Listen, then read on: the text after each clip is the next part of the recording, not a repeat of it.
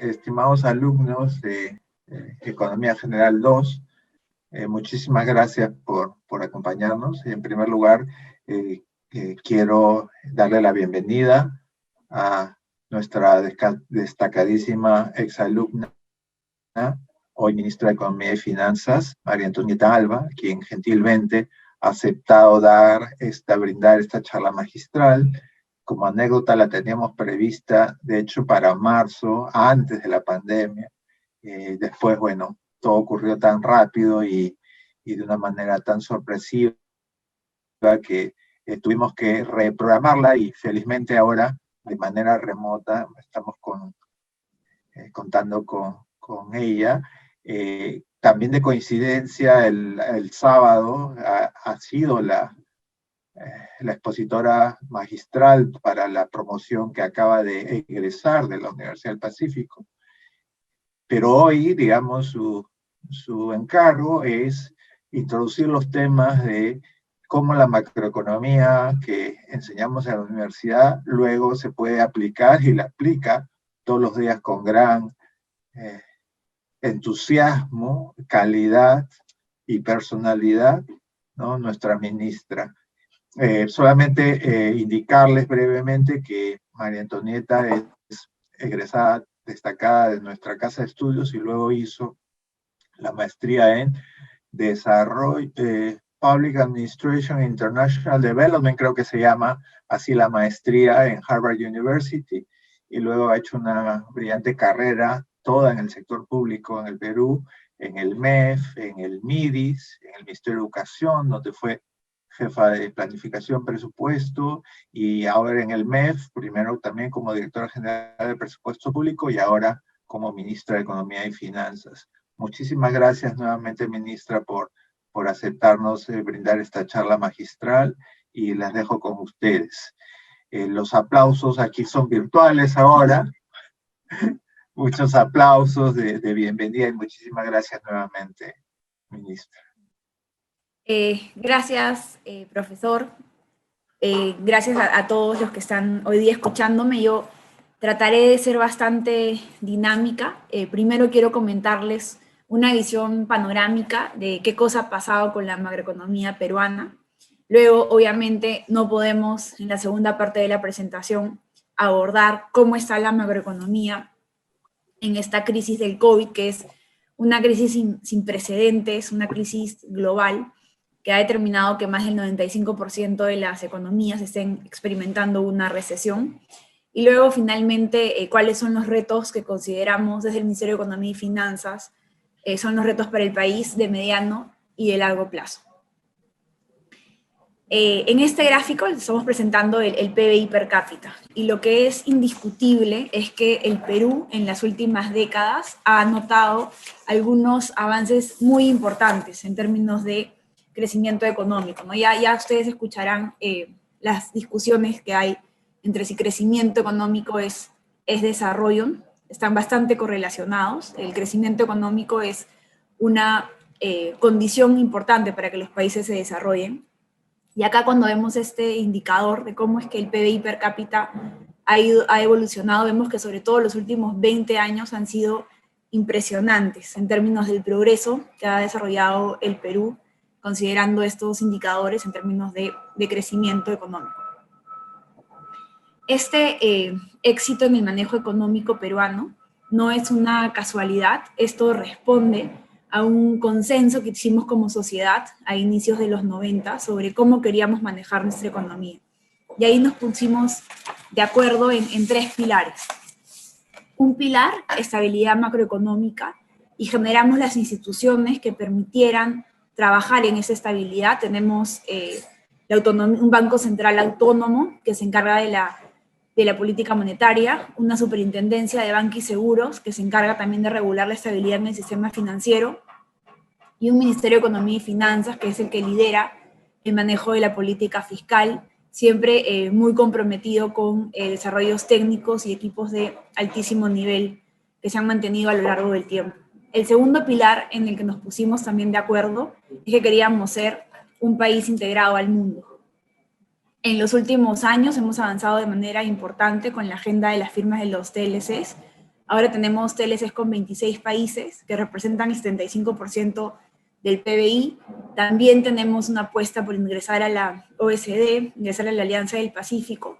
Y un tercer pilar, además de la integración a la economía global, es nos comprometimos con instituciones que promuevan la inversión privada, ¿no? La inversión privada entendida como, una serie de mecanismos y reglas institucionales donde las inversiones sean predecibles, donde se pueda hacer empresa y, por supuesto, generar trabajo. Al lado derecho nosotros vamos a ver en algunos indicadores que muestran este éxito macroeconómico, cómo el Perú tiene de los mejores indicadores, si vemos, por ejemplo, como porcentaje de deuda pública, como porcentaje de déficit fiscal, como porcentaje del PBI, somos el país con los mayores niveles de reservas internacionales, la menor inflación. Entonces, definitivamente hubo una apuesta, un consenso por un manejo exitoso de la macroeconomía, que es bastante contundente y bastante material en estos indicadores que ustedes ven al lado derecho, que eso determinan, ya lo veremos más adelante, que el Perú sea uno de los países de la región mayor libre de riesgo, y esto se va a ver cuando nosotros necesitamos endeudarnos, necesitamos emitir bonos. La demanda por nuestros bonos peruanos es muy alta, lo vamos a ver más adelante, y esto es porque definitivamente nos hemos consolidado como un país con un manejo bastante responsable de su macroeconomía. Sin embargo, a pesar de los enormes esfuerzos que hemos hecho, todavía el gran reto para el próximo año del Perú es cómo dejar de ser un país de lo que llamamos superar la trampa del ingreso medio. Nosotros van a ver más adelante unas estimaciones, creemos que el Perú debería crecer al menos a 4% en los próximos años para ser lo que le llaman un país desarrollado. De nuevo, quiero insistir en que el crecimiento económico no es necesariamente igual que desarrollo de los países, pero sí es una condición muy importante para que pueda haber empleo, para que pueda haber recursos, para que pueda haber presupuesto. Uno de los, si bien durante la crisis que hemos enfrentado, nuestra macroeconomía nos ha permitido reaccionar de una manera muy contundente, y eso lo verán en la segunda parte de la presentación cuando yo les detalle cuál es el plan económico que nosotros hemos implementado para poder proteger el aparato productivo de la crisis. Digamos que la parte macroeconómica ha dado la talla, por así decirlo, pero el país presenta una serie de debilidades estructurales que nos han hecho muy vulnerables durante la crisis, especialmente en lo que se refiere a la implementación de algunas propuestas, ¿no? Sabemos que el confinamiento, por ejemplo, tan estricto que hemos tenido que hacer, responde a la situación de informalidad del mercado laboral. Una de las políticas que quisimos implementar lo más rápido posible fue el pago de los bonos. El pago de los bonos que significaba que 8 millones de peruanos reciban en sus cuentas de banco 760 soles en una primera entrega. También tuvo muchísimas complicaciones. En Perú solamente 4 de cada 10 adultos tienen una cuenta en el banco. Entonces eso ha determinado que estas debilidades estructurales, como el nivel tan grande de exclusión financiera, por ejemplo, sea un problema en el momento de implementar algunas medidas para contención de la crisis.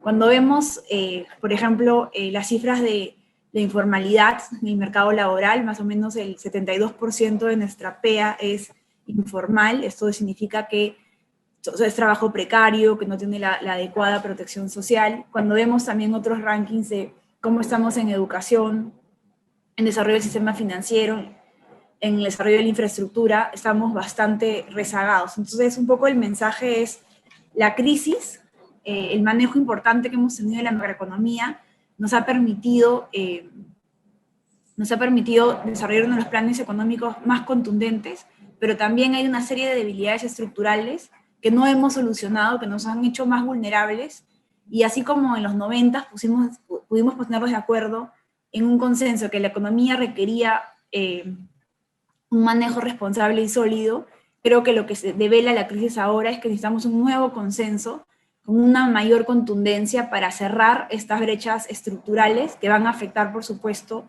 la competitividad del país y las posibilidades que demos el salto al desarrollo. Entonces esto es un poco el contexto, ¿no? Una economía con un manejo económico muy sólido que nos ha permitido enfrentar la crisis, pero también con una enorme agenda de brechas estructurales que van a ser nuestro, como dicen los economistas, nuestro binding constraint para los próximos años poder dar el salto al desarrollo. ¿En qué contexto nos encontramos? Nos encontramos en una crisis sin precedentes a nivel global, como les dije, es una crisis más severa que la Gran Depresión. El 95%, se le llama una crisis sincronizada, porque más del 95% de las economías están experimentando una recesión.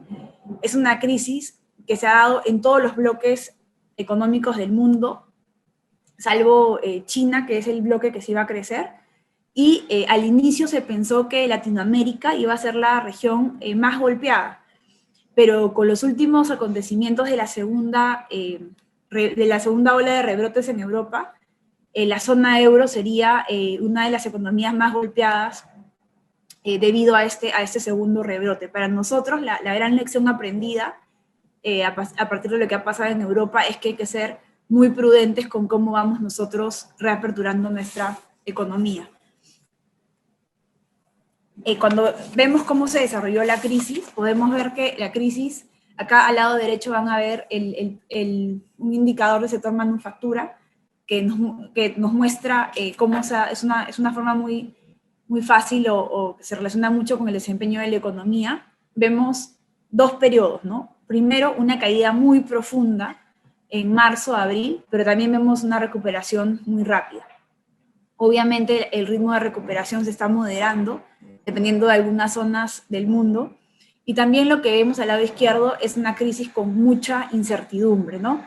Mucha incertidumbre sobre lo que va a pasar. Eso también ha establecido algunas restricciones para que nosotros podamos, por ejemplo, hacer estimaciones para el presupuesto del próximo año. Hemos sido bastante prudentes, pero entonces es una crisis que ha tenido una caída muy profunda, muy severa, pero también ha tenido una recuperación relativamente rápida, y eso lo vamos a ver especialmente para el caso de la economía peruana. A pesar de la brutalidad de la crisis, a pesar, como ya van a ver más adelante, la caída del PBI peruano corresponde a que nosotros hemos tomado la medida de confinamiento. La medida de confinamiento es este cierre de la economía de las más severas del mundo. Les vamos a explicar por qué se tomó esa decisión. Lo que sí ha pasado a lo largo de la crisis es que el Perú ha destacado por tener el menor nivel de riesgo país y la menor depreciación de su moneda. Entonces, es lo que les decía al inicio, ¿no? Este manejo prudente de la economía de décadas nos ha permitido también para poder enfrentar esta crisis económica y las cifras así lo demuestran.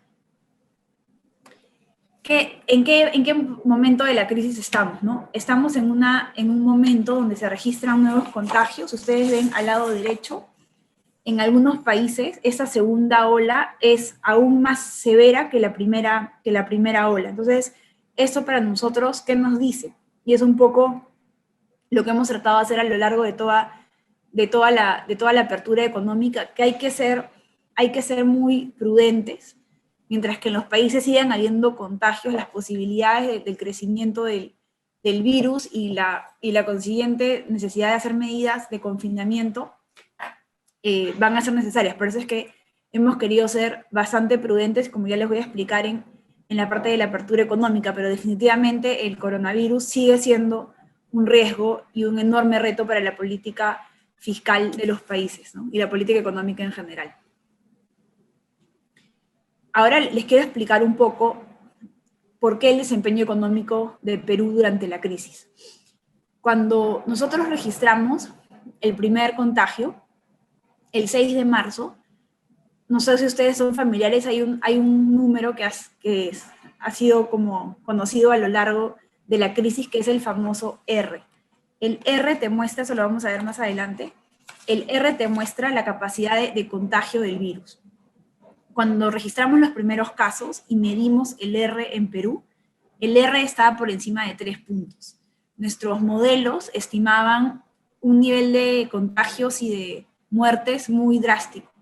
Por eso es que la decisión que se tomó, además también todos conocemos la precariedad del sistema de salud, van a ver en en la siguiente lámina a qué nos enfrentábamos, para que tengan una idea. En la quincena de marzo habían menos de 300 UCIs disponibles para 33 millones de peruanos.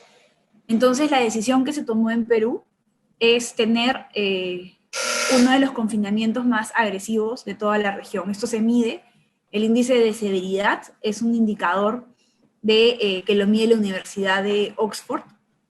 En el caso peruano, nosotros cuando cerramos la economía en la quincena de marzo, cerramos a tal punto que menos del 50% de la economía iba a estar operando. Entonces, es importante que ustedes entiendan entonces la severidad de la respuesta, que luego va a tener, esa severidad de la respuesta está directamente relacionado a qué porcentaje de la economía siguió operando, y lo van a ver posteriormente en las cifras de crecimiento. Esto es un poco la situación del sistema de salud. Nosotros el 14 de marzo, cuando se dieron las medidas, vemos, por ejemplo, en el número de las camas UCI, había disponibles 100 camas UCI, y cuando hablamos de camas hospitalarias, habían más o menos 3.000 camas hospitalarias. Entonces, ¿esto qué determinaba? Determinaba que tuviéramos que confinar a la economía, cerrar lo máximo posible para ganar tiempo en ese proceso de poder aumentar la capacidad de respuesta del sistema de salud. Y de hecho, en estos meses de confinamiento, hemos logrado incrementar el número de camas, el número de UCIs, mucho más de lo que se había hecho en Perú en las últimas décadas. Esto es el cuadro, el número que yo les comentaba, ¿no? Cuando recién se inició la crisis, el R estaba por encima de 3.22, y a lo largo del confinamiento lo que hemos logrado ahora es estar en un R menor a 1. Esto es lo que los epidemiólogos llaman la zona de control y contención. Y también vemos al lado derecho, este gráfico quizás también lo han visto, es el exceso de muertes. Usualmente ahí donde ven en celeste es el promedio de fallecidos en Perú por semana. Son 2.186 fallecidos en promedio durante el año 2019. Y acá pueden ver cómo durante la crisis, los momentos más grandes de la crisis, el exceso de fallecidos, nuestro pico más alto eran 4.600 fallecidos. Al día de hoy ya estamos, lo que llamamos casi controlando, y estamos ya muy cerca de nuestros promedios, ¿no? Nosotros ahora en este momento, antes se hablaba, medíamos con los contagios. Ahora, debido a que había problemas con ese indicador, el indicador más puro para nosotros es ir midiendo el exceso de fallecidos. Entonces, definitivamente vemos que se está ya recuperando lo que llaman, y estamos en la zona de control, pero obviamente tenemos que estar bastante atentos. Recuerden que los contagios en Europa se vinieron en el verano, ahora entrando a verano es un nuevo reto para la estrategia sanitaria, pero es innegable que la política sanitaria ha tenido que estar coordinada de la mano con la política económica, y los enormes costos económicos que vamos a enfrentar están directamente relacionados con ganar tiempo. Queríamos ganar tiempo para que el sistema de salud pudiera mejorar su capacidad de respuesta. ¿Qué cosa pasa en esta crisis? ¿Por qué el COVID es una crisis tan profunda, tan pronunciada? Usualmente en las últimas crisis que hemos experimentado son o externas, por un bloque económico, por ejemplo, la influencia de China en Perú, o también alguna crisis interna que nos afecta el aparato productivo, como el fenómeno del Niño, por ejemplo, que fue en el 2017. El COVID es la mezcla de las dos, o sea, crisis externas, una crisis externa no solamente en China, en todos los bloques económicos, y además es como si hubiésemos tenido un fenómeno del Niño en todo el territorio, porque hay interrupciones en la oferta, que luego te genera interrupciones en la demanda, hay un tema con las expectativas. Entonces, el COVID y las consecuencias del COVID ha sido una crisis sin precedentes, que ha sido como la mezcla de todas las crisis, que ha afectado a todos los bloques económicos externos y también nos ha afectado de manera interna. Por eso es que ha sido una crisis tan pronunciada, pero como veremos más adelante, es una crisis muy fuerte, pero de la cual vamos a salir más rápido que en crisis anteriores. Ante esta crisis, nosotros como como les dije, cuando nosotros vimos que había que tomar esa medida de confinamiento tan severa, éramos totalmente conscientes de cuáles iban a ser los impactos en la economía. Y ahí es donde nosotros utilizamos toda la fortaleza macroeconómica para diseñar uno de los planes económicos más grandes que ha implementado el Perú. El plan tiene diferentes formas de verlo, ¿no? Desde el punto de vista de las fases, se definió fase de contención y fase de reactivación. Nosotros teníamos claro que mientras que más rápido saliéramos de la contención para entrar a la reactivación, era lo mejor para nosotros. De ahí que durante la etapa de contención del virus, tuvimos mucho interés en habilitar todos los recursos necesarios para que el sistema de salud se fortalezca. Nosotros queríamos iniciar lo más pronto posible la reactivación. Desde el punto de vista de los instrumentos, ustedes van a escuchar que es un plan de 20 puntos del PBI. Estos son diferentes tipos de instrumentos. Hay gasto público, que es presupuesto público puro y duro. Hay medidas tributarias, que es sobre todo impuestos que se debieron cobrar, que debieron entrar al tesoro público, pero que se postergó para darle liquidez a las familias. Por ejemplo, a mí me podía haber tocado pagar 3.000 soles de impuestos. Lo que hizo la SUNAT es ampliarme el plazo para yo en este momento de la crisis tener esta plata y ya voy a pagarlo después. Y luego desarrollamos otros instrumentos, quizás el más importante, que además es considerado una de las mejores implementaciones en el mundo, tiene que ver con nuestro programa de garantías reactiva, que también se lo voy a explicar más adelante. Y cuando vemos el plan desde el punto de vista de los ejes, nosotros teníamos claro que lo principal en el cortísimo plazo era atender la emergencia, dotar recursos al sistema de salud y a diferentes entidades del sector público para que puedan contener el virus, dar soporte a las familias. Este confinamiento iba a afectar los ingresos de muchas familias, de ahí que se diseñó este bono, que es de los más grandes que se han implementado en Perú. Soporte a las empresas al final del día generan empleo, pagan proveedores. Y luego un tema transversal, lo que le llamamos la cadena de pagos de la economía, que es todas las transacciones que hay cuando una empresa le paga a su planilla, la persona de su planilla le paga a la vez un proveedor. Entonces todo este círculo virtuoso que se da en la economía es lo que queríamos también darle soporte. Esta es otra forma de ver el plan, desde el punto de vista de, digamos que cada uno de los instrumentos tiene también medidas específicas, ¿no? El gasto público fue básicamente presupuesto para atender la emergencia, el soporte, se le dio soporte a las familias, lo más importante es el bono que se va a dar a más de 8 millones de hogares, soporte a las empresas, se dio un subsidio que se dio a la planilla.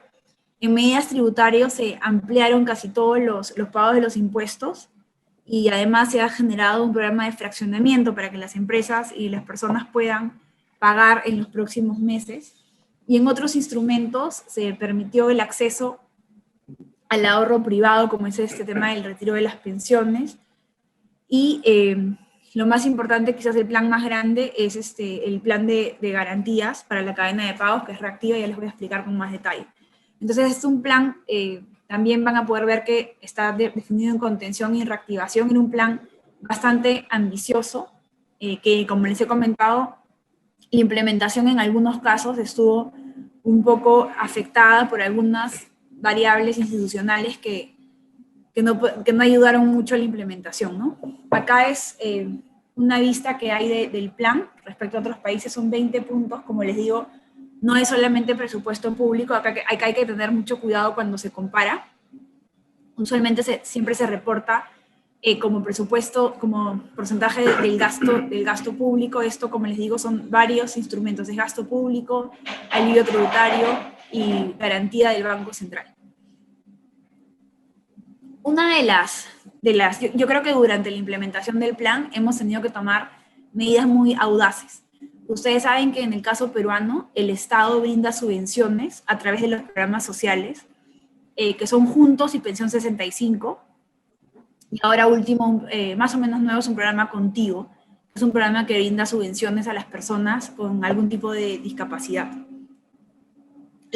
Lo tradicional en el diseño de estos programas sociales es que sean focalizados en personas que estén dentro de lo que llamamos en Perú el SISFO, el Sistema de Focalización de Hogares. Entonces tú identificas la población objetivo, pobre, pobre extremo, y le das una subvención bimensual. En el caso de Juntos es condicionada a que algunas familias, por ejemplo, manden a sus hijos al colegio, sus hijos reciban la vacuna. Entonces, así son los programas de subvención en el mundo, usualmente focalizados y condicionados. Acá lo que hicimos es dar un bono casi universal, sin condiciones, entendiendo además que la crisis era tan grande que los límites entre pobre, pobre extremo y vulnerable eran bastante grises. Entonces lo que hicimos es diseñar este bono que va a llegar, la primera entrega llegó a 8.5 millones de peruanos, para que tengan una idea, Juntos el próximo año va a llegar a 1.1 millón de hogares. Entonces, estamos hablando de un programa 7 veces más grande que Juntos, eso es obviamente 2 veces, se va a dar 2 veces el bono. ¿Qué problema encontramos durante la implementación? Y aquí es donde yo les digo que hay fallas estructurales de la sociedad y de la economía que nos pusieron algunos límites a la implementación, ¿no? La primera gran falla que encontramos es que los bajos niveles de bancarización. Como les digo, solamente 4 de cada 10 peruanos tienen una cuenta en el banco. 2, nuestro sistema financiero no tiene lo que le llaman los técnicos la suficiente capilaridad. No hay agencias en todo el Perú. El Banco de la Nación, que es el banco del Estado que cumple el rol subsidiario, tiene menos de 1000 cajeros. Y un tema fundamental es que los altos niveles de informalidad determinaron que no tuviéramos una base de datos precisa de los hogares. Tuvimos que incluso, en el marco de la crisis, tener que levantar un padrón de hogares para poder identificar.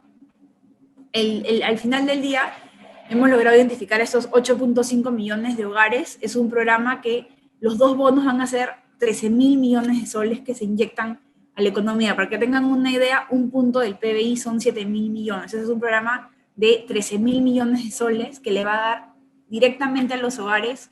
Son 2 entregas de 760 soles para que puedan, de cierta manera, cubrir sus gastos más inmediatos. De la mano también, no está acá, pero de la mano con este programa también hemos diseñado un bono de electricidad donde vamos a pagar los recibos de luz de 5 millones de hogares. Esto va a permitir que los hogares más pobres, el Estado les está pagando entre marzo y diciembre. También es una otra forma que nosotros buscamos darle liquidez a los hogares. Pero entonces, lo que se busca con estas medidas es poder darle liquidez a los hogares para que el consumo, obviamente para sus propias necesidades, para que el consumo no se vea afectado. El programa Reactiva. El programa Reactiva es un programa que se diseñó con el Banco Central, que tuvo como objetivo no romper la cadena de pagos. ¿Qué sucede? Cuando hay este confinamiento, con el confinamiento de cierta manera se paran las ventas y las empresas dejan de tener ingresos.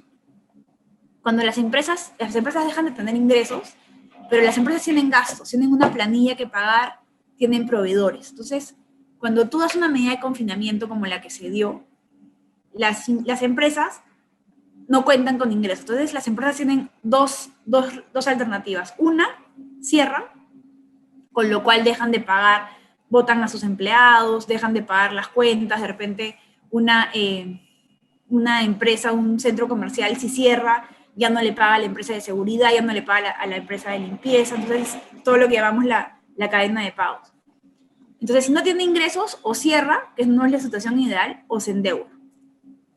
Pero ¿qué pasa? En una situación de crisis económica, el sistema financiero es menos reticente o no quiere prestar porque hay mucha incertidumbre sobre si la empresa es viable o no es viable. Entonces, ¿qué hicimos? Creamos con el Banco Central este programa que se llama Reactiva Perú.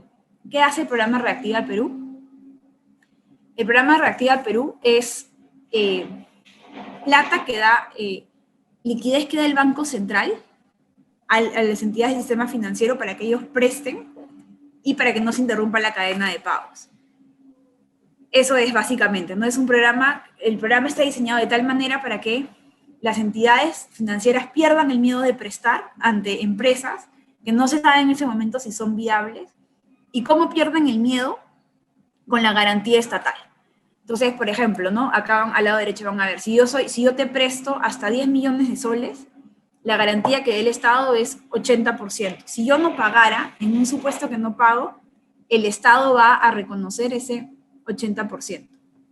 Entonces fue un programa que se hizo para evitar que el crédito no se cortara y así pudieran seguir fluyendo los créditos en la economía. Un tema fundamental del programa es la caída en las tasas de interés que ha experimentado las empresas, ¿no? La tasa de interés se explica por 3 factores. Un factor es el costo del fondeo, o sea, cuánto le cuesta a las entidades financieras conseguir la plata. El segundo es el riesgo que tiene la persona a la que le vas a prestar. Y el tercero es tu costo operativo. Entonces, un banco considera esas tres variables al momento de poner una tasa de interés al crédito. ¿Qué hicimos con el banco? Con el Banco Central. Lo diseñamos de tal manera que minimizáramos esos costos. Primero, el bajo costo de fondeo se superó porque el Banco Central dio la liquidez. El riesgo a quien le prestaba se superó porque el Estado se puso como garante. Y el tercer componente de los costos operativos, hicimos un mecanismo de subastas, donde las empresas del sistema financiero iban a competir por tener estos créditos y ahí es donde obviamente se hicieron, esta competencia permitió que se ofrecieran tasas de interés muy bajas y con este programa Reactiva hemos logrado tasas sin precedentes. En el caso de las MIPES, en el sistema no bancario tenían tasas de 41%, de 25% en el sistema bancario hemos logrado tasas de interés de 1.92. Entonces, para que puedan entender el concepto final del programa, era que ante el hecho que las empresas no tenían ingresos, no queríamos que las empresas cierren, queríamos que siguieran pagando a los proveedores. Como estamos en una crisis, las entidades del sistema financiero quieren prestar menos, entonces entra el Banco Central, entra el MEF con las garantías para poder hacer que el crédito siga fluyendo en la economía. Y lo que hemos visto los resultados son bastante alentadores. Hemos visto que en crisis pasadas, crisis pasadas y menos profundas, el crédito se desaceleró. En el caso de esta crisis del COVID, el crédito aumentó. Entonces, lo cual nos permite tener información bastante contundente sobre que este programa fue bastante exitoso desde su diseño. Acá hay otra información sobre cómo el programa Reactiva Perú permitió el incremento del crédito. O sea, esto es fundamental que entiendan por qué es importante este programa. Como les dije al inicio, las ventas, los ingresos de las empresas se estaban viendo afectados. No queríamos que dejen de pagar a sus proveedores porque tienen que pagar planillas, tienen que pagar a unas microempresas que a la vez tienen una planilla. Entonces, no queríamos que eso se interrumpa para poder proteger a la economía y lo que se ve es que gracias a este programa el crédito empresarial no solamente no se interrumpió, sino creció, y cuando nos comparamos con otros países es impresionante cómo el crédito en el caso peruano crece mucho respecto a otros países. Bueno, acá hay alguna información que van a ver por sectores, y bueno, una enorme crítica que seguramente han escuchado en los medios de comunicación tiene que ver con el tamaño de las empresas, y a pesar de que esto siempre lo explicamos, el 98% de las empresas que accedieron a este programa son MIPES. Eso es un tema, creo que en términos de acceso al sistema financiero, es un programa que ha sido bastante contundente en permitir que las MIPES se puedan endeudar. Además de este programa, un tema muy importante que tenemos que entender de las MIPES es que las MIPES son híbridos entre formales e informales. Entonces, todos los requisitos que tú le pones, cuando tú le dices a una MIPE, te voy a prestar según tu planilla, la planilla no necesariamente refleja el valor real porque no todo el mundo está declarado en la SUNAT. Entonces, llegar a las MIPES fue posible a través de Reactiva Perú, pero también tuvimos que diseñar otros programas como el FAE-MIPE, el FAE-MIPE Turismo, el FAE-MIPE Agro, entendiendo que las MIPES necesitaban acceso al crédito, pero que no eran totalmente formales y que teníamos que considerar otras variables para que ellas puedan ser elegibles para los créditos. Entonces, esos también son programas que se han implementado. El FAE-MIPE ha tenido mucho éxito, que se complementa con Reactiva, y en el caso del FAE Turismo y el FAE Agro estamos recién en implementación. viendo qué ajustes se pueden hacer, pero el mensaje fundamental era que las empresas no cerraran y que no se interrumpiera el crédito para que pudieran seguir con sus actividades. Otros programas que hemos diseñado, eso lo hicimos con el Congreso, de la mano con el Congreso. También hay una enorme preocupación en los ciudadanos porque se han visto afectados sus ingresos y no van a poder pagar sus deudas en la banca de consumo, en la banca de créditos hipotecarios. Hemos hecho algo muy similar.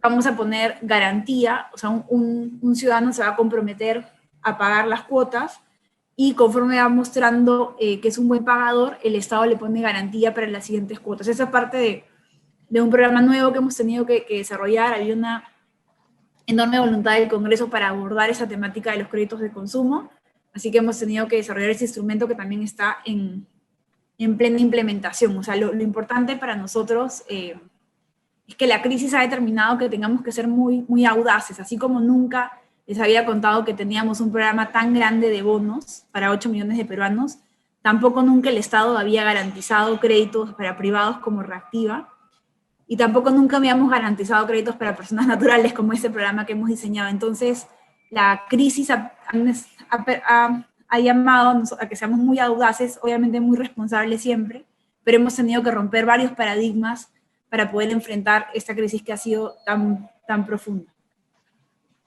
Un instrumento también muy importante que hay en una crisis económica es el gasto público, ¿no? Siempre se dice que la política fiscal, el gasto público tiene que ayudar a reactivar la economía, a generar empleo. Entonces se creó también este programa Arranca Perú, de más o menos un punto del PBI, que en el caso, por ejemplo, de mantenimiento, se están habilitando 50.000 kilómetros de caminos vecinales. Estamos también implementando Trabaja Perú. Ahora hay un enorme problema, como ustedes saben, tenemos una enorme informalidad, entonces hay algunas empresas que todavía, o algunas actividades que todavía no se inician, o la demanda no está a los mismos niveles. Entonces hemos tenido que generar también programas de empleo temporal como Trabaja Perú, que es un programa que hace actividades muy sencillas, limpiar parques, por ejemplo, limpiar monumentos, les da jornales de 39 soles para 40 o 60 días. Y también hemos tenido que hacer programas de bonos para las viviendas, dar presupuesto para la ejecución de algunas obras de infraestructura. O sea, es muy importante también que en una crisis económica el gasto público está ayudando a reactivar, y hemos planteado un programa que se llama Arranca Perú y le estamos haciendo seguimiento. Y también, como lo hemos dicho, las crisis también son enormes oportunidades para solucionar algunas brechas muy grandes para el país, ¿no? Lo hemos visto, por ejemplo, con el tema del bono universal, por ejemplo, puso sobre el tapete los bajos niveles de inclusión financiera. Estamos ya creando desde noviembre la cuenta DNI. Todos los peruanos van a poder tener con su DNI una cuenta en el Banco de la Nación. Y también todos los temas de las brechas sociales, hemos tenido que diseñar mecanismos que le dan más celeridad para ejecutar obras de conectividad, de colegios, de centros de salud. También ha habido una enorme necesidad de fortalecer el sistema de salud. Entonces creo que la crisis ha sido profunda, pero también nos ha puesto sobre la mesa la necesidad de avanzar mucho más rápido en solucionar algunos problemas estructurales del país. Acá ya, para ir viendo cómo se ven los números, nosotros, yo como les dije al inicio, el nivel de confinamiento que dimos de la economía peruana, yo les dije que era, según el índice de Oxford, era uno de los confinamientos más grandes del mundo, se reflejó en el PBI de marzo y abril, ¿no? Una economía operando a menos del 50%, determinó estas caídas de 16% a la quincena de marzo, una economía operando menos del 50%, todo el mes de abril una economía operando menos del 50% también, son caídas de 16.7, de 39.9, pero ya cuando nosotros sentimos que el sistema de salud se había fortalecido, comenzamos a hacer una reapertura gradual, y estamos en la última cifra, estamos ya en una caída de menos de 2 dígitos, y como ven al lado derecho, si bien somos los países que han mostrado unas caídas más pronunciadas, y esto, como les digo, totalmente resultado del nivel de severidad del confinamiento, también somos de los países que más rápidamente está recuperando su actividad económica, y venimos monitoreando para cumplir nuestra meta al cierre del año, que es una caída de 12 puntos.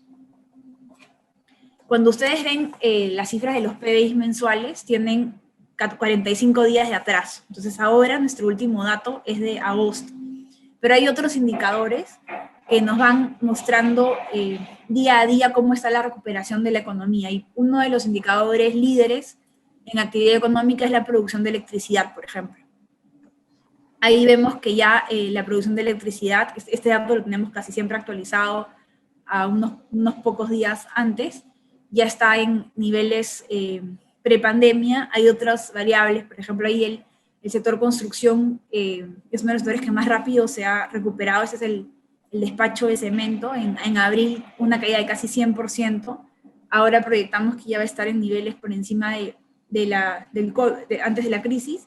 Y luego vemos también, por ejemplo, sectores como comercio y servicios. Comercio, que es uno de los sectores más afectados por la crisis, ya vemos que está en recuperación. Entonces, estos indicadores, si bien el PBI tiene un rezago de 45 días, estos indicadores son más actuales y nos permiten ir midiendo la temperatura de la recuperación económica.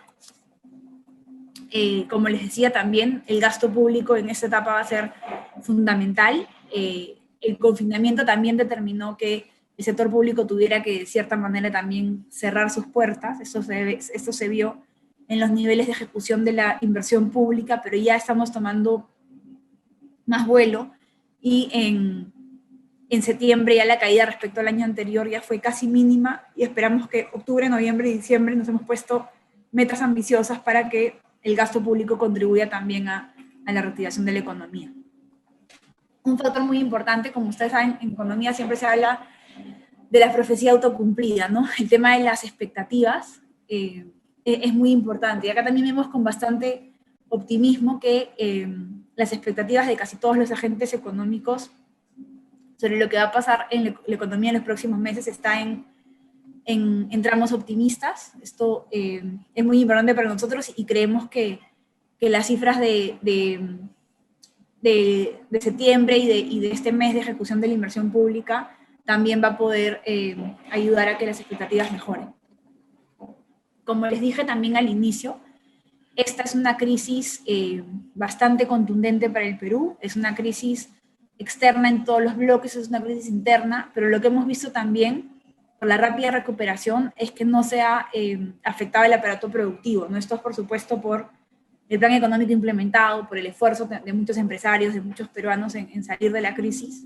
Entonces vemos que respecto a otras crisis económicas nos vamos a recuperar más rápido, a pesar de la severidad. Nosotros esperamos que en el 2022 ya vamos a poder tener los niveles antes de la pandemia. Si bien vamos a tener este año, vamos a ser uno de los países con una de las caídas más pronunciadas, también el próximo año vamos a tener una recuperación importante. Al lado derecho ustedes van a ver cómo el desempeño de Perú ha estado por encima de la región en las últimas décadas, y vamos a tener este bache del COVID, pero luego vamos a seguir con esta tendencia, y obviamente hay un plan para eso que también se los voy a presentar. Acá es donde en esta última parte vamos a hablar de cuáles son los retos que tiene el país, obviamente algunos más pensando también de cortísimo plazo para el próximo gobierno. Las finanzas públicas, ¿no? Las finanzas públicas, el déficit fiscal tiene dos conceptos, ¿no? Los ingresos y los gastos. Y cuando hay un desequilibrio entre ingresos y gastos, ¿cómo se llena ese vacío? Con la deuda pública, ¿no?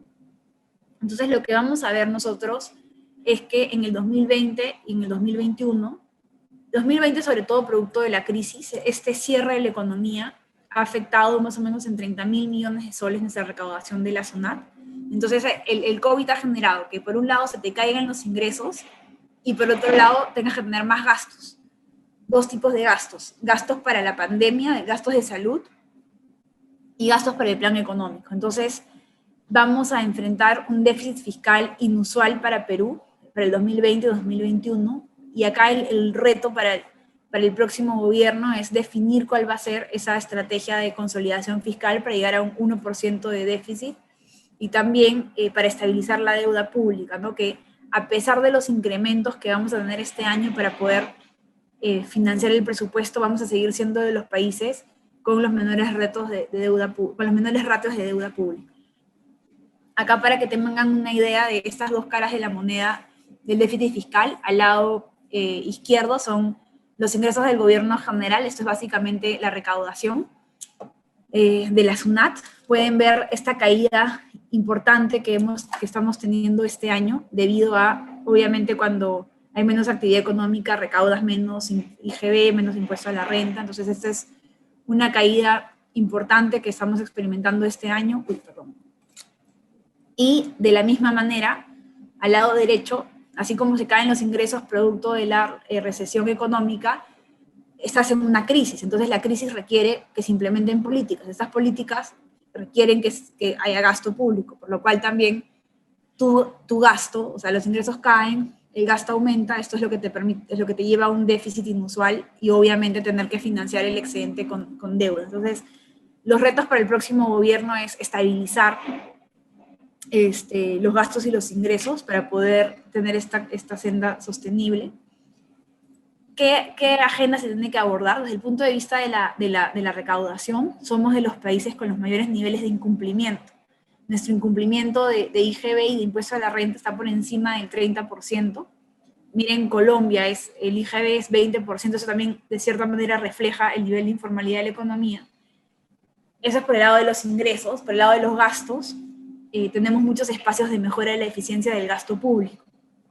Y acá, en el caso peruano, se ve una enorme oportunidad por mejorar la eficiencia del gasto en compras públicas. Nosotros ya hemos preparado y está levantando comentarios una nueva ley para las compras públicas, este mecanismo mediante el cual se adquieren bienes y servicios para el Estado, que tiene muchos espacios de mejora y muchos espacios para mejorar la calidad del gasto. Esto también es la tarea de los próximos años, ¿no? Siempre se dice que el Perú tiene muy buena macro, pero que la micro no ha funcionado bien. Y justamente yo siempre digo que así como a inicios de los 90 nos pudimos poner de acuerdo en el consenso de la importancia de tener un manejo adecuado de la macroeconomía, creo que los consensos que hay que hacer ahora como sociedad es la necesidad de avanzar de una manera más contundente en la reforma laboral, en mejorar de manera contundente el capital humano, toda la parte de innovación y tecnología, que es muy importante, ¿no? Esas son variables. La estabilidad macroeconómica es suficiente, es necesaria, pero no es suficiente para que el Perú sea un país competitivo. Y acá vemos cómo estamos como país en rankings de competitividad. Yo siempre he creído que la mejor política social de un país es el empleo, la forma que va a hacer que todo el país se desarrolle, y obviamente tenemos que mejorar de manera muy importante nuestra competitividad para que se hagan más empresas, que sean formales, que se generen ingresos. Y también hay una agenda importante en temas más estructurales, sobre todo para impulsar el cierre de brechas, para poder tener una economía más competitiva, lo que hablamos, ese salto que hay para el desarrollo, ¿no? Como MEF,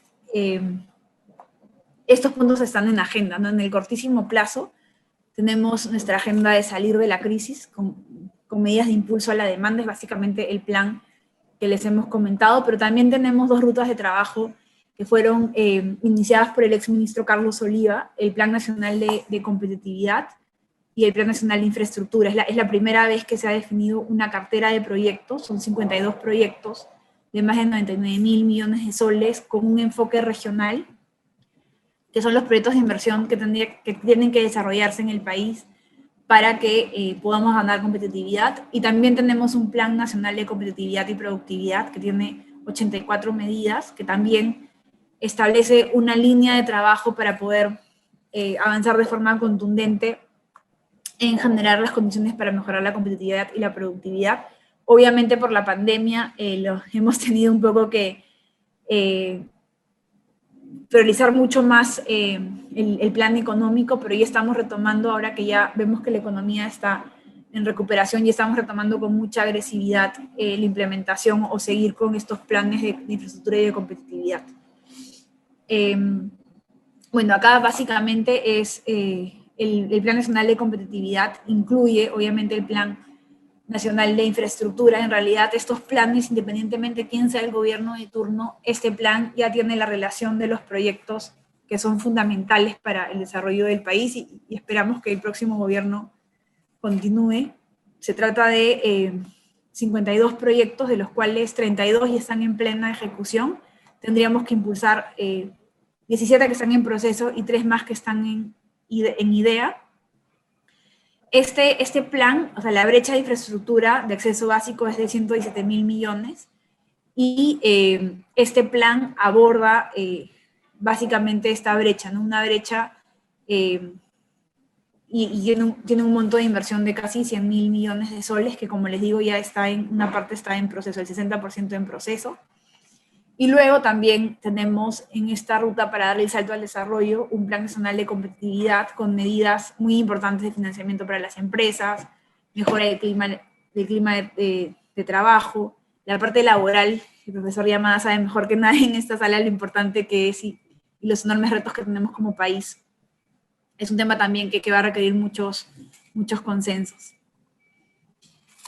Y también, no solamente hay que tener una visión de país, también hay muchos retos a nivel de regiones. Hace poco hemos hecho un Doing Business para gobiernos locales. Recuerden que los gobiernos locales son fundamentales en la competitividad, ellos manejan las licencias de funcionamiento, el predial. Entonces también los gobiernos locales son fundamentales en la competitividad del país. Y bueno, y finalmente creo que tenemos que tener una visión. Lo que demuestra esta lámina es que pequeños cambios en el crecimiento puede tener en el largo plazo enormes consecuencias, ¿no? Positivas. Y como les dije al inicio, el crecimiento no necesariamente es desarrollo, si es que no se hacen otras reformas, pero es una condición muy importante, ¿no? Y al lado derecho pueden ver algunas estimaciones que hemos hecho en el MEF. Nosotros creemos que, por ejemplo, si quisiéramos ser como Malasia, tendríamos que crecer al menos 4% en las próximas décadas, ¿no? Entonces esa es un poco, he querido darles un pantallazo de cómo está la macro, cuáles son los retos que tenemos para salir de la pandemia. Como lo dice siempre el presidente, el COVID sigue entre nosotros, así que es importante seguir manejándolo de manera prudente, pero no descuidar para nada la agenda de mediano y largo plazo, que ahora va a ser especialmente relevante. Tenemos elecciones y esperamos que el próximo gobierno no descuide estas agendas que son tan importantes para que el Perú dé finalmente salto al desarrollo. Muchas gracias. Muchísimas gracias, ministra. Abrimos un espacio para que los alumnos se animen a hacer preguntas. Aquí tenemos pues una expositora de lujo y nos ha hecho una presentación que bien vale el título de charla magistral, porque temas que pueden ser técnicamente muy complicados los ha comentado de una manera sencillísima, muy clara, muy pedagógica, y yo creo que los alumnos de CO2 han entendido casi todos los conceptos. Y si hay algunas preguntas, por favor, tenemos un espacio acá en el chat, unos minutos para no abusar del tiempo de la ministra, que tiene otra reunión en su comprensible, totalmente agitada agenda. A ver, aquí tenemos una pregunta. La ministra me está escuchando, ¿verdad? ¿Puedo hacer la pregunta? Sí, aquí estoy. Ya. ¿Cuáles fueron las habilidades, conocimientos más importantes que te ayudaron a lidiar con la recesión económica durante la pandemia y el estado de emergencia, donde se tuvo que poner un alto casi por completo a la economía?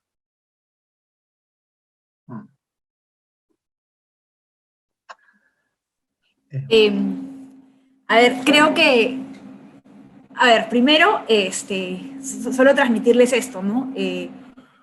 Y es algo que me sirve en general, ¿no?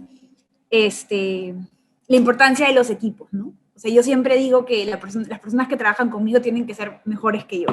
Entonces, mi director de macro sabe más de macroeconomía que yo. Mi director de inversión privada sabe más de inversión privada que yo. Entonces, sí es importante tener un súper buen equipo, un equipo muy, muy sólido, porque enfrentar a la crisis no es solamente que el plan ha salido de la cabeza de alguien, sino es un equipo. Creo que desde el punto de vista personal, a mí me ha servido mucho mi experiencia como directora de presupuesto público, ¿no? Haber estado, o sea, el presupuesto público, la dirección de presupuesto público es uno de los es el corazón del MEF. Cuando se habla del poder del MEF es porque maneja el presupuesto público. Entonces, creo que no tenerle, o sea, conocer el sistema de presupuesto público implica pues que uno no es temerosa o sea, para poder enfrentar esta crisis hemos tenido que cortar presupuestos, sacar de aquí, sacar de allá. Entonces, todo el manejo de las finanzas públicas, desde el punto de vista de mi experiencia personal, ha sido muy importante. Otra cosa importante que te da la Dirección de Presupuesto Público, que es un sistema administrativo del Estado. El Estado tiene 8 sistemas administrativos, es la visión de transversalidad, ¿no? O sea, desde la Dirección de Presupuesto Público, uno evalúa el presupuesto de educación, de salud. Entonces, el conocimiento del Estado ha sido fundamental para poder reaccionar y fortalecer los sistemas. Y creo que lo que también ha sido muy importante durante la crisis, y esto fue antes del confinamiento, hay un comité informal, no es exactamente formal, que lo integra el presidente del Banco Central, la superintendenta de Banca y Seguros y la ministra de Economía y Finanzas. Entonces, incluso antes del confinamiento, cuando nosotros ya veíamos los impactos económicos que habían en el mundo, fue importante sentarnos porque las políticas económicas que se han desarrollado durante la crisis han requerido una enorme coordinación de la política monetaria y la política fiscal.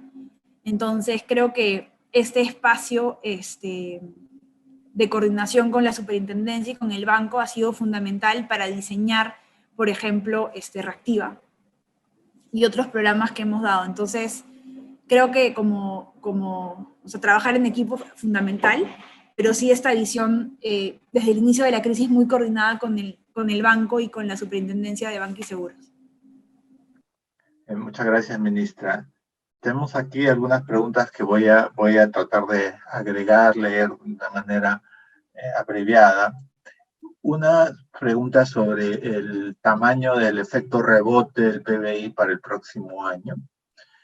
La otra sobre las mayores dificultades a la hora de negociar con otros organismos del Estado, Congreso, otros ministerios, etcétera. La tensión política manifestada públicamente es reflejo de lo que en verdad pasa en la planificación de la recuperación. Otra pregunta tiene que ver con la reingeniería para formalizar a los sectores donde hay prevaleciente mucha informalidad, le hace minería, transporte, comercio. Por último, hay otra pregunta sobre, por lo menos en esta ronda, ¿cuál es el panorama para el ingreso al mercado laboral y el desarrollo profesional para los jóvenes después de la crisis? Bueno, es una pregunta muy interesante, está planteada. La otra, bueno, es un poquito más complicada. Ya se ha planeado cómo la vacuna contra el coronavirus será, bueno, financiada. Yo creo que sí hay recursos y llegará a la mano de todos los peruanos, es una pregunta. Un gran porcentaje de los sectores de bajos recursos podrá acceder a ella.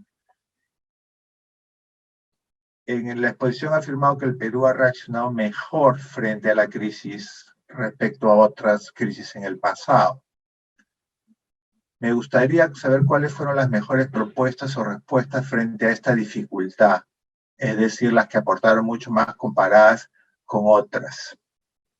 Si en caso hubiese un rebote en los siguientes meses, ¿cómo afectaría la reactivación económica a las fases que quedan? ¿Se quedarían en stand-by?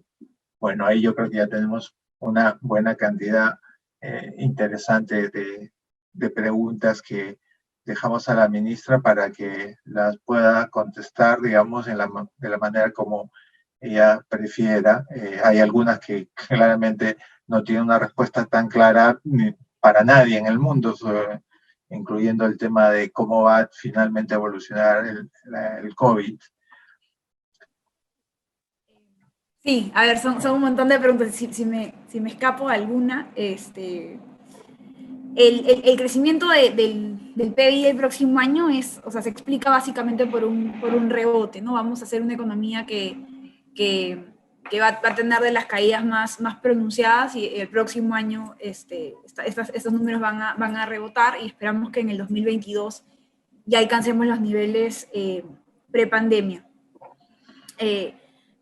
Realmente, o sea, el frente con el Congreso es bastante difícil. Nosotros hacemos todos los esfuerzos para, o sea, creo que lo que siempre hemos dicho, ¿no? Estamos en una crisis y tenemos un enemigo común, que es el COVID. Entonces, esas situaciones donde el Ejecutivo y el Legislativo están enfrentados, creo que no ayudan para nada a la recuperación del país, a la recuperación económica. Nosotros creo que hemos mostrado las dos partes con el programa de créditos que aprobamos en conjunto. Hemos demostrado que sí es posible llegar a medidas consensuadas, ¿no? Un poco lo que yo siempre les digo a los congresistas es que las leyes que aprobemos tienen que ser leyes viables, porque si no son viables, por ejemplo, ¿no? ¿Cuál es la última ley? Ellos quieren una devolución de los fondos de la ONP, que yo ya les he explicado muchas veces que esa ley es inconstitucional. Entonces yo les he propuesto una alternativa que responde a sus preocupaciones, que les vamos a dar un bono. Entonces, un poco mi mensaje es, hay que aprobar una propuesta viable para que se pueda implementar, porque si lo que ustedes, o sea, si ustedes buscan aprobar algo que es inconstitucional, nos va a tocar observarla en el TCE y vamos a estar meses en debate y en discusiones, y al final no vamos a solucionar ningún problema, ¿no? Entonces sí creo que el Congreso, o sea, yo sí reconozco que ellos recogen preocupaciones auténticas de la población, pero lo que tenemos que ayudarlos es a que le den viabilidad técnica y que no pongamos en riesgo, yo siempre digo, ¿no? Que no hipotequemos el país, ¿no? Respecto a los sectores, bueno, acá es evidente, y es algo que yo he aprendido mucho como ministra, la importancia de la minería para el desarrollo del país de los próximos años. La minería es el 12% del PBI más o menos, y son como 5.000 millones de soles del presupuesto todos los años. O sea, es un sector fundamental, pero también es un sector que requiere mucho trabajo, porque hay casos pues en los últimos años donde el Estado ha sido un mal regulador, un mal supervisor, y se han cometido muchos atropellos al medio ambiente, muchos atropellos laborales. Entonces yo creo que definitivamente uno de los retos que tenemos como país para el crecimiento de los próximos años es poder conciliar la actividad minera, ¿no?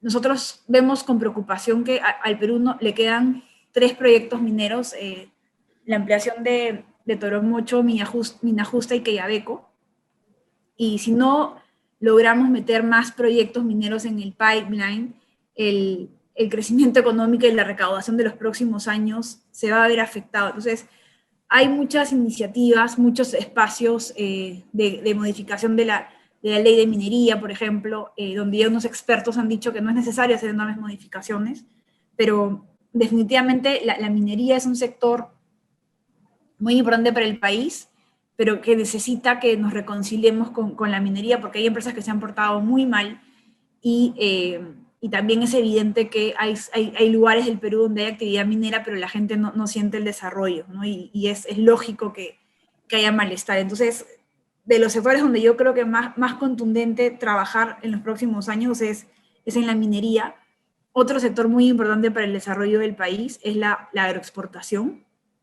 La agroexportación es un sector que es un ejemplo muy concreto entre coordinación entre el público y el privado, el público dando proyectos de irrigación para ampliar la frontera agrícola, el sector privado invirtiendo en innovación.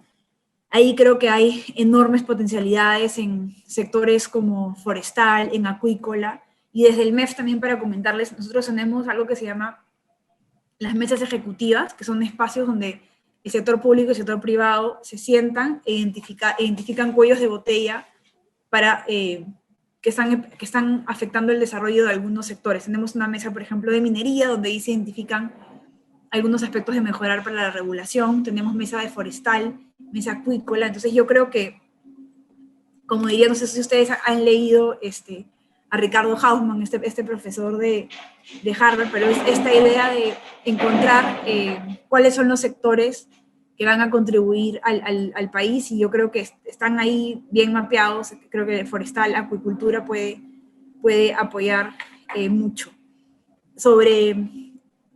Hay mucha incertidumbre sobre qué va a pasar con el COVID, qué va a pasar con la vacuna. Lo que sí es real es que nosotros como Ministerio de Economía y Finanzas, nuestras recomendaciones de la apertura de la economía se han visto moderadas. Nosotros teníamos un plan en 4 fases. Teníamos inicialmente previsto cuándo iniciaba la fase 1, la fase 2, la fase 3 y la fase 4. La fase 4 estaba inicialmente para fines de agosto. La hemos extendido a octubre, y además no solamente la hemos extendido, sino que hemos propuesto una implementación gradual. O sea, incluso la hemos gradualizado. No estamos llegando al 100% todavía, pero lo que sí es fundamental, necesitamos que los ciudadanos también se comprometan, ¿no? O sea, este fin de semana ya la gente está sacándose las mascarillas, y eso es un tema que ya preocupa, y ahora que se viene el verano, ¿no? Y definitivamente entras en estas controversias, hasta qué punto el Estado te puede regular el comportamiento, pero sí creo que el COVID sigue siendo un enorme factor de riesgo para la economía y para las proyecciones de mejora.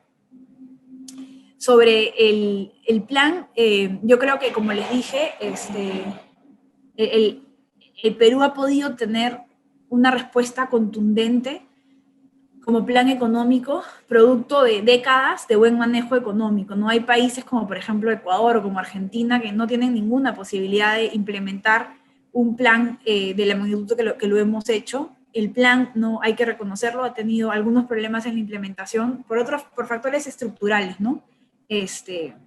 Como por ejemplo, la parte de los bonos, las bases de datos no estaban claras, las personas no tienen cuenta. Entonces han habido problemas en la implementación, y también pues han habido problemas con la contención del virus desde el punto de vista de salud. Yo creo que siempre hay que ser autocrítico y siempre hay que saber que todavía se puede ser mejor.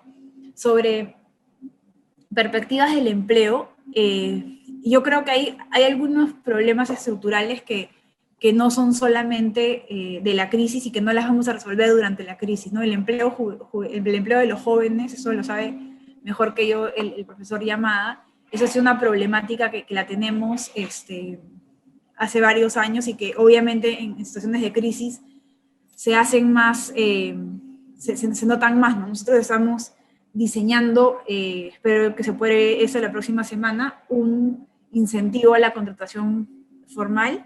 Estamos viendo si hacemos un sesgo ahí hacia los jóvenes para poder dar incentivos a que las empresas contraten, pero mientras que no haya demanda, o sea, tenemos que incentivar la demanda para que las empresas puedan recuperar sus niveles productivos.